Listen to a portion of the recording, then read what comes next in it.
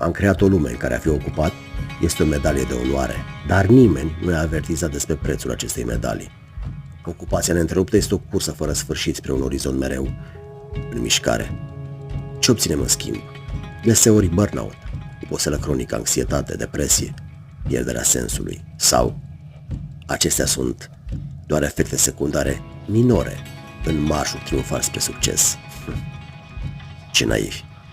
Ne împachetăm zilele în sarcini și responsabilități, uitând să respirăm, să trăim, să simțim. Alergăm într-o cursă pe care noi am creat-o, urmărind o linie de sosire iluzorie. Succesul, așa cum l-am definit, ne-a furat momentele de liniște, de adevărată bucurie.